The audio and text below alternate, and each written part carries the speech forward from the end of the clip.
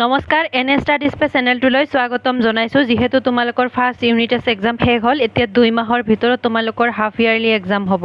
সেইকাৰণে আমি আজি ক্লাছ 9ৰ এইটো ভিডিঅ'ত হাফ ইয়াৰলি চিলেবাছখিনি ডিছকাছ কৰোঁ। ইয়াতে তোমালোকৰ 100 মাৰ্ক আৰু 90 মাৰ্কৰ ভিতৰত এক্সাম হ'ব। মানে তোমালোকৰ ফাইনেল এক্সাম যেনেকৈ হ'ব ছেইম পেটাৰ্ণত হাফ ইয়াৰলি এক্সাম হ'ব। ইউনিট টেষ্টত যেনেকৈ তোমালোকে লাইটলি লৈছিলা, এইবাৰ মানে তোমালোকে লাইটলি ল'ব নোৱাৰা।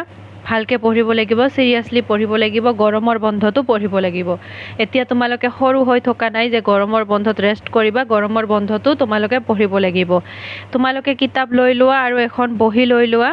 গ্ৰামাৰখিনি ইংলিছ এছামিছৰ গ্ৰামাৰ ব্যাকৰণখিনি লিখি ৰাখা আৰু কিতাপ লৈ লোৱা। কিতাপত দাগ দি ৰাখা কোনখিনি হাফ ইয়াৰলি এক্সামত আহিব। কাৰণ তোমালোকে যদি চিলেবাছে নোৱাৰা কি পঢ়িবা? ভালকৈ আগত তোমালোকে ভালকৈ পঢ়াৰ কাৰণে চিলেবাছখিনি জানিব লাগিব। সেইকাৰণে চিলেবাছখিনি দাগ দি ৰাখা। তাৰপিছত তোমালোকে এটা এটাকৈ চেপ্টাৰ গোটেইখিনিয়ে ৰেডি কৰিবা।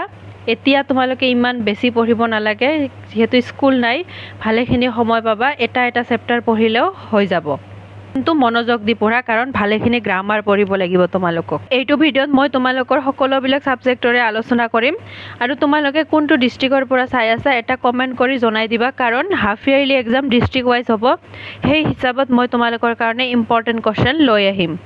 যিটো ডিষ্ট্ৰিক্টৰ ষ্টুডেণ্টে বেছি মানে ভিডিঅ'টো চাই আছে, সেই ডিষ্ট্ৰিক্টৰ ভিডিঅ' মানে মই আগত লৈ আহিম ইম্পৰ্টেণ্ট কুৱেশ্যনৰ। ফাৰ্ষ্ট তোমালোকে কিমান পাছ কৰাৰ কাৰণে কিমান মাৰ্ক পাব লাগিব? 13 মাৰ্কছ তোমালোকে MCQত পাব লাগিব আৰু 14 মাৰ্কছ তোমালোকে যিখিনি লিখা কুৱেশ্যন থাকে সেইখিনিত 14 মাৰ্কছ পাব লাগিব, তেতিয়াহ'লেহে পাছ হ'বা। ফাৰ্ষ্ট ইংলিছৰ কাৰণে গ্ৰামাৰ কি আহিব? গ্ৰামাৰত তোমালোকৰ আহিব reading comprehension, unseen passage. Unseen passage মানে কি হয়? এনেকৈ তোমালোকৰ মানে কিছুমান টপিক দিয়া থাকিব, পেৰাগ্ৰাফত দিয়া থাকিব। সেই পেৰাগ্ৰাফৰ পৰা তলত কুৱেশ্যন থাকিব, সেইটোৰ পৰা এনচাৰ কৰিব লাগিব। পেছেজ 2 ধৰণৰ থাকে, চিন আৰু আনচিন। চিন মানে কিতাপৰ ভিতৰৰ পৰা যদি টেক্সট উঠাই দিয়ে এইটোক চিন, আৰু আনচিন মানে তোমালোকে নেদেখা অচিনা, মানে বাহিৰৰ পৰা দিব। তোমালোকে এইটোৰ কাৰণে কি কৰিবা? প্ৰিভিয়াছ ইয়াৰৰ কুৱেশ্যন পেপাৰ চোৱা, নাইবা কুৱেশ্যন বেংক যি আছে তোমালোকে তাতে চোৱা, নাইবা ছাজেশ্যন মিনিং যি আছে পিছফালে চাবা আনচিন পেছেজ দিয়া থাকিব। তোমালোকে কি কৰিবা? সেইবিলাক প্ৰেক্টিছ কৰা, বেলেগ একো কৰিব নালাগে, জাষ্ট প্ৰেক্টিছ কৰা। তেতিয়াহ'লে তোমালোকে বুজি পোৱাৰ ক্ষমতাটো বাঢ়িব আৰু এনচাৰ কৰিব পাৰিবা। তাৰপিছত ৰাইটিঙৰ কি লাগিব? Report writing. ৰিপৰ্ট ৰাইটিংটো বহুত বেছি ইম্পৰ্টেণ্ট হয়, লাগিব। আৰু এম্প্লিফিকেশ্যন। এম্প্লিফিকেশ্যন কি হয়? তোমালোকে মোক কমেণ্ট কৰাচোন এম্প্লিফিকেশ্যন কি হয়। যদি নোৱাৰা মই তোমালোকক এম্প্লিফিকেশ্যনৰ ওপৰত ভাল এটা ভিডিঅ' বনাই দিম, মানে বুজি পোৱাকৈ ভালকৈ বনাই দিম এম্প্লিফিকেশ্যন আৰু ৰিপৰ্ট ৰাইটিং লাগিব ভালকৈ। তাৰপিছত গ্ৰামাৰৰ পৰা কি আহিব? টেন্স আহিব। টেন্সটো বহুত বেছি ইম্পৰ্টেণ্ট হয়। ভাৰ্বটো এনেকৈ ভিতৰত দিয়া থাকিব, মানে ইয়াতে ব্ৰেকেটত দিব যে এইটো টেন্স লৈ পৰিৱৰ্তন কৰিব লাগিব। তাৰপিছত পেছিভ ভইচ, মানে ভইচ চেঞ্জ তোমালোকে শিকিব লাগিব পেছিভ ভইচত নিবলৈ। তাৰপিছত ৱাৰ্ড অৰ্ডাৰ হিচাপত শব্দ সজাব লাগিব। প্ৰিপজিশ্যনটো বহুত বেছি ইম্পৰ্টেণ্ট হয়, টু, ফৰ, দি, এন এইবিলাক। তাৰপিছত question pattern, tag question unit test এক্সামতো আহিছে। মই ভিডিঅ' বনাই দিছোঁ টেগ কুৱেশ্যনৰ ওপৰত, তোমালোকে চাব পাৰা। তাৰপিছত প্ৰজ পয়েট্ৰি, কিতাপৰ পৰা কি আহিব মই অলপ পিছত কৈ আছোঁ। কিন্তু তোমালোকৰ আৰু এখন যে কিতাপ আছে দ্য এডভেঞ্চাৰ্ছ অফ ট'ট', মানে ছাপ্লিমেণ্টাৰী ৰিডাৰ আৰু এখন কিতাপ আছে ন, সেইটোৰ পৰা এইবাৰ এটা চেপ্টাৰ আহিব দ্য এডভেঞ্চাৰ্ছ অফ ট'ট'। টেনশ্যন কৰিব নালাগে, মই এই চেপ্টাৰটোৰ ওপৰত ভিডিঅ' বনাই দিম, 5টামান ইম্পৰ্টেণ্ট কুৱেশ্যন দি দিম, সেই 5টা মানে বুজাই দিম, সেই 5টা পঢ়িলে হৈ যাব, বেছি পঢ়িব নালাগে, চেপ্টাৰটো ৰিডিং পঢ়িব নালাগে। এতিয়া আমি প্ৰজত কি প্ৰজ আৰু পয়েট্ৰি কি আহিব সেইখিনি আলোচনা কৰোঁ। Number the fun the head, মানে প্ৰজ। তাৰপিছত 2 number the sound of music, আৰু তোমালোকৰ এইটো আহিব 6 নম্বৰত যে দিয়া আছে মাই চাইল্ডহুড, এইটো নতুন আহিব ইউনিট টেষ্টৰ পৰা, মাই চাইল্ডহুড এইটো আহিব। আৰু পয়েট্ৰি কি আহিব? দ্য ৰড নট টেকেন এইটো আহিব। The lake isle of Innisfree এইখিনিতো তোমালোকৰ ফাৰ্ষ্ট ইউনিট টেষ্টত আহিছে, নতুনকৈ এইটো আহিব a legend of the Northland. মানে 2টা নতুন হ'ল, এই 2টা মাই চাইল্ডহুড আৰু a legend of the Northland. বাকীখিনিতো ফাৰ্ষ্ট ইউনিট টেষ্টত আহি গৈছে। সাধাৰণ বিজ্ঞানৰ পৰা কোনকেইটা চেপ্টাৰ আহিব? সাধাৰণ বিজ্ঞানৰ পৰা তোমালোকৰ ফাৰ্ষ্টৰ এই 2টা আহিব, আমাৰ চাৰিওকাষৰ বস্তুবোৰ, আমাৰ চাৰিওকাষৰ পদাৰ্থবোৰ বিশুদ্ধনে। আৰু এটা কথা, তোমালোকে যদি ইংলিছ মিডিয়ামৰ পৰা চাই আছা তেতিয়াহ'লে কি কৰিবা?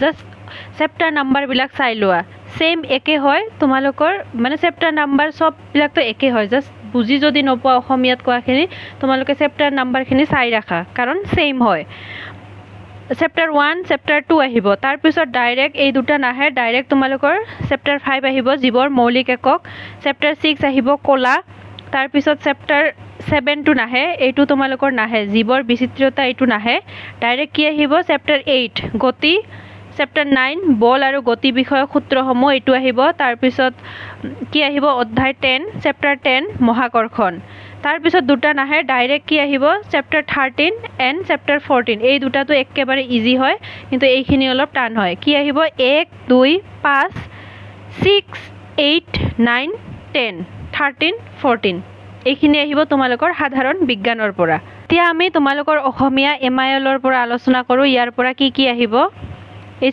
মানে এই সিলেবাসটো অলপ ডাঙৰ হয় ভালে কেইটা চেপ্টাৰ আহিব ফাৰ্ষ্ট তোমালোকৰ পদ্যাংশৰ পৰা আহিব 1 নম্বৰ 2 নম্বৰ 3 নম্বৰ শিশুলীলা মানৱ বন্দনা গীত আৰু ছবি আৰু গদ্যাংশৰ পৰা আহিব 6 নম্বৰটো অন্যৰ প্ৰতি ব্যৱহাৰ সময় এইটো আহিব অন্ধবিশ্বাস আৰু কুসংস্কাৰ এইটো আহিব তাৰপিছত ভাৰতৰ বৈচিত্ৰ্যৰ মাজত ঐক্য এইটো আহিব আৰু যুঁজ এইটো আহিব পোহৰৰ বাটেৰে আগবঢ়া গাঁওখন আৰু লোক সংস্কৃতি জাষ্ট এই দুটা নাহে বাকি গোটেইখিনিয়ে আহিব আৰু এই স্বৰ ধৰা সন্মান এই দুটাও আহিব গদ্যাংশৰ পৰা স্বৰ ধৰা সন্মান এই দুটাও আহিব আৰু পদ্যাংশৰ পৰা কি আহিব পদ্যাংশৰ পৰা সুখটো নাহে হনুমন্তৰ লংকা দৰ্শন এইটো আহিব মানে জাষ্ট সুখটো নাহে লোক সংস্কৃতি নাহে আৰু পোহৰৰ বাটেৰে আগবঢ়া গাঁওখন এইকেইটা নাহে আৰু ওপৰৰ পৰা 4 নম্বৰ আৰু 5 নম্বৰ এইকেইটা নাহে বাকীখিনি আহিব ব্যাকৰণৰ পৰা কি আহিব সেইখিনি আলোচনা কৰোঁ ব্যাকৰণৰ পৰা আহিব তোমালোকৰ মেইনলি নত্যবিধি আৰু সত্যবিধি এইটো মধিনান হ'ব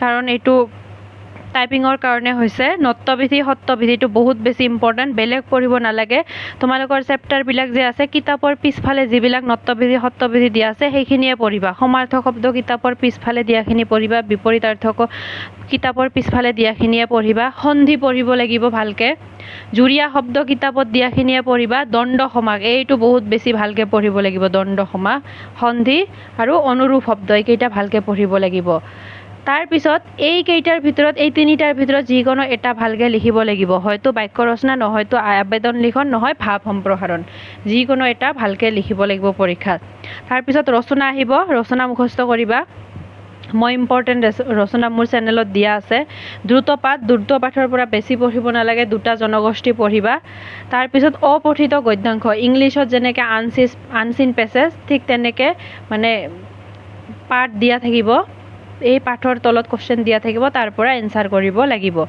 এতিয়া আমি সমাজ বিজ্ঞানৰখিনি আলোচনা কৰোঁ সমাজ বিজ্ঞানৰ ফাৰ্ষ্ট তোমালোকে ৰাজনীতি যিহেতু ইয়াতে ৰাজনীতি আৰু অৰ্থনীতি দুটাই আছে ইয়াৰ পৰা কোনটো পঢ়িব লাগিব এইটো চোৱা ৰাজনীতিৰ পৰা প্ৰথম অধ্যায় ভাৰতৰ ৰাজনৈতিক দল এইটো পঢ়িবা এইটো আহিব ভাৰতৰ ৰাজনৈতিক দল এইটো পঢ়িবা এইটো আহিব আৰু 1 নম্বৰটো আৰু দ্বিতীয় খণ্ডৰ পৰা কি আহিব প্ৰথম অধ্যায় অৰ্থনীতিৰ মৌলিক বিষয়সমূহ এই দুটা আহিব আৰু ইয়াতে মই বাকি তোমালোকৰ হিষ্ট্ৰী আৰু জিঅ'গ্ৰাফি ভূগোল আৰু তোমালোকৰ ইতিহাসৰ পৰা কি আহিব মই কৈ আছো ইতিহাসৰ পৰা তোমালোকৰ কোন কেইটা চেপ্টাৰ আহিব 1 2 and 3 তোমালোকে কিতাপখন উলিয়াই দাগ দি ৰাখা ইতিহাসৰ পৰা আহিব 1 2 and 3 আৰু ভূগোল বা জিঅ'গ্ৰাফিৰ পৰা কোনটো আহিব 1 and 2 1 and 2 আহিব ভূগোলৰ পৰা 1 আৰু 2 নম্বৰ চেপ্টাৰটো আহিব এইটো হিষ্ট্ৰী মানে ইতিহাসৰ পৰা আহিব 1 2 and 3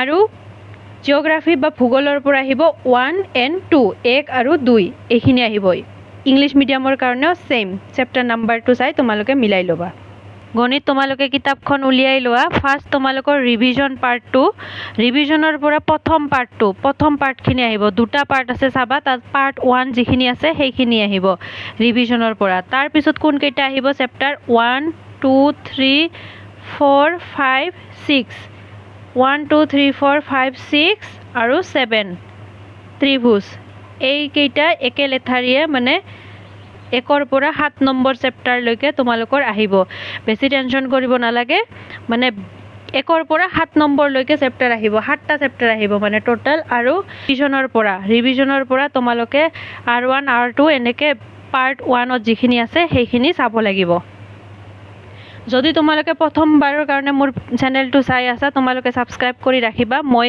তোমালোকৰ হাফ ইয়াৰলি এক্সামে হওক বা ফাইনেল এক্সামে হওক মই সহায় কৰিম তোমালোকৰ ফাৰ্ষ্ট ইউনিট টেষ্ট এক্সামতো মই সহায় কৰিছিলোঁ তোমালোকক ইম্পৰ্টেণ্ট কুৱেশ্যন দিম কিতাপৰ পৰা যিখিনি কুৱেশ্যন পঢ়িব লাগিব কিতাপৰ ভিতৰৰ পৰা অতিৰিক্ত MCQ কি পঢ়িব লাগিব সকলোবিলাক মই তোমালোকক দেখাই দিম আলোচনা কৰিম তোমালোকে চেনেলটো ছাবস্ক্ৰাইব কৰি ৰাখিবা থেংক ইউ ছ' মাছ